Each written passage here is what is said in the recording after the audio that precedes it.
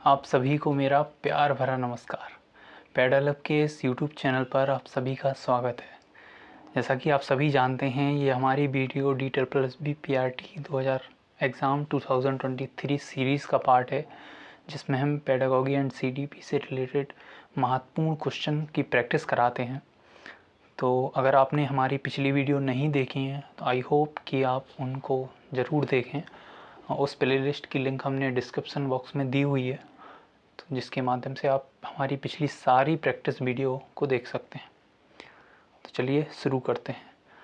उससे पहले अगर आप हमारे टेलीग्राम कुछ ग्रुप को ज्वाइन करना चाहते हैं तो उसके लिए आपको टेलीग्राम पर जाकर पेडा कुछ सर्च करके हमारे ग्रुप को ज्वाइन करना होगा, जिसपे हम रोज़ रात को 9 बजे 10 क्वेश्चनों की पेडागॉजी और CDP से रिलेटेड हैं एक कुछ कंडक्ट कराते हैं, जिसमें आपको पर क्वेश्चन सॉल्व करने के लिए 15 सेकंड मिलते हैं और कुछ के एंड में आपको रिजल्ट भी सामने दिखाई देगा। इससे आपको पता चलता रहेगा कि आखिर आपकी पेपर 2 की प्रिपरेशन कैसी चल रही है। तो चलिए बात करते हैं कल के बोनस क्वेश्चन की। कल का हमारा क्वेश्चन था कि in which state girls are more dominating than boys in play. खेल में लड़कियां लड़कों से ज़्यादा प्रभुत्व किस उम्र में दिखाती हैं। तो इसका जो सही उत्तर है वो है आपका अर्ली चाइल्डहुड। इस उम्र में लड़कियां लड़कों से खेल में ज़्यादा प्रभुत्व दिखाती हैं। हमारी आज की वीडियो का पहला क्वेश्चन है कि in early childhood number of tooths are 28। Statement 1 and statement 2 these are permanent teeths. तो मे बी आपको ऐसा लग सकता है कि कुछ क्वेश्चन रिपीट हो रहे हैं। बेशक कुछ क्वेश्चन रिपीट होंगे और इनका मकसद सिर्फ और सिर्फ आपको उन क्वेश्चनों पर ज़्यादा अच्छी पकड़ बनाने का है, क्योंकि जितनी बार क्वेश्चन आपकी आंखों से आपके दिमाग से होकर गुजरेंगे उतने अच्छे से वो आपको याद होंगे, पता चलेगा आपको, क्योंकि most of the question factual based होते हैं। उनको याद करने के अलावा कोई दूसरा उनका तरीका है नहीं। तो इसमें आपको बताना है कि कौन सा स्टेटमेंट सही है। क्या अर्ली चाइल्डहुड में दांतों की संख्या 28 होती है और क्या ये दांत परमानेंट होते हैं? तो इसका जो आंसर है वो है नन, क्योंकि अर्ली चाइल्डहुड में दांतों की संख्या 28 ना होकर 20 होती है और ये परमानेंट टीथ भी नहीं होते, ये होते हैं टेम्परेरी, जिन्हें हम मिल्क टीथ के नाम से जानते हैं। आई होप कि ये सारी बातें आप अपनी नोटबुक में नोट भी करते जा रहे होंगे। अगला क्वेश्चन है कि in which is a child give social smile to others as a social feedback. In which month or in which age a child gives social smile to others as a social feedback. तो किस उम्र में बच्चा दूसरों को social smile देने लगता है? 1 वीक का बच्चा, 2 वीक का बच्चा, 2 मंथ का बच्चा है, 6 मंथ का बच्चा है? तो इसका आंसर है 2 मंथ। तो अगला क्वेश्चन है in which age parent favouritism become cause of jealousy.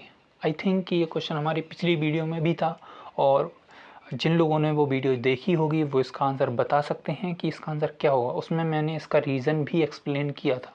तो इसका जो सही आंसर है वो है आपका लेटर चाइल्डहुड। अब आप कमेंट बॉक्स में ये बताइए कि लेटर चाइल्डहुड की जो एज है वो कितने टू कितने मानी गई है। What is the diagonal of a circle. ये मैथ पेडागॉजी से रिलेटेड क्वेश्चन है कि what is the diagonal of a circle. Circle के विकर्ण को क्या कहते हैं? क्या उसे रेडियस नाम दिया गया है, डायमीटर, सर्कमस्टेंस या नन? तो इसका सही उत्तर आप सभी ने दिया होगा, आई रियली होप।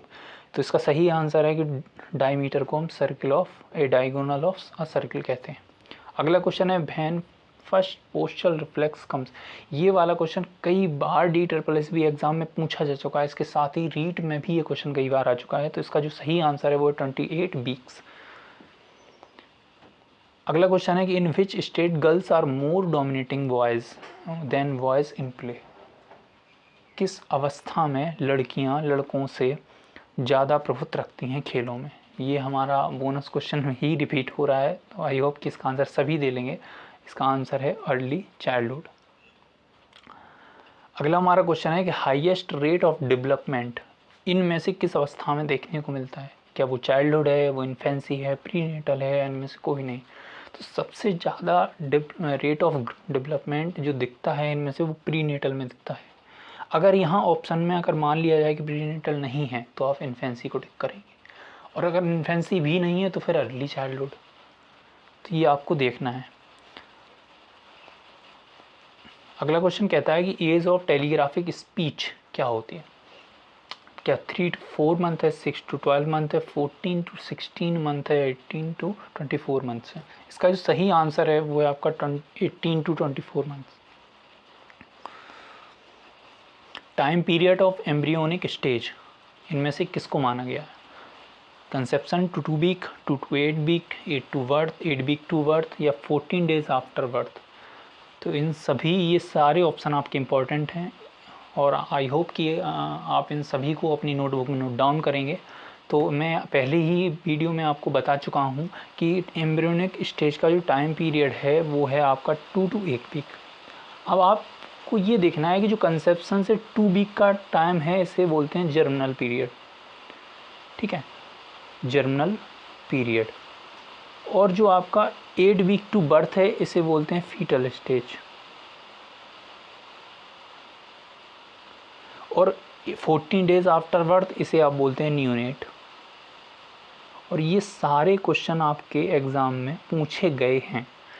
और ये जो पहले 3 हैं इन्हें बोलते हैं प्रीनेटल की स्टेज, मतलब जन्म के पूर्व अगर पूछा जाए कितनी अवस्थाएं हैं तो जन्म के पूर्व 3 अवस्थाएं हैं। पहली आपकी जर्मिनल, सेकेंड आपकी एम्ब्रियोनिक, थर्ड आपकी फीटल। और मैंने आपको बताया था कि जन्म के बाद की कितनी अवस्थाएं हैं, तो जन्म के समय की 4 अवस्थाओं में विभाजित किया गया है। अगला क्वेश्चन कहता है कि where is language situated. Language कहाँ स्थित है, फैमिली में, सोसाइटी या सोशल या स्कूल या ब्रेन। तो इसका सही आंसर है कि जो लैंग्वेज है वो हमारे ब्रेन में सिचुएटेड है।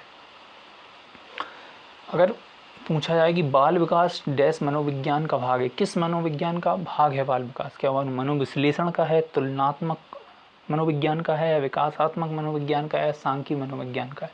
तो इसका जो सही आंसर है वो है आपका विकासात्मक मनोविज्ञान। अगला क्वेश्चन कहता है इन्फेंट किस भाषा का शब्द है, लैटिन, जर्मन, ब्रिटिश या रसियन। तो जो इन्फेंट वर्ड है वो आपका लैटिन भाषा का शब्द है और इसका अर्थ होता है बिना भाषा के, बिना भाषा का बच्चा। वो है बालक जिसके अंदर अभी भाषा का विकास नहीं हुआ है, उसे हम इन्फेंट नाम देते हैं। अगला है कि प्याजे की किस अवस्था में बच्चे में ऑपरेट ऑन ऑपरेशन में सक्षम हो जाता है। बच्चा प्याजे की किस अवस्था में ऑपरेट ऑन ऑपरेशन में सक्षम हो जाता है। तो आई होप प्याजे पढ़ने के साथ साथ आपको इसका आंसर भी मिल गया होगा कि ये 4th प्याजे की चौथी अवस्था है, 4th स्टेज है, जिसे हम फॉर्मल के नाम से जानते हैं, अमूर्त चिंतन अवस्था के नाम से जानते हैं।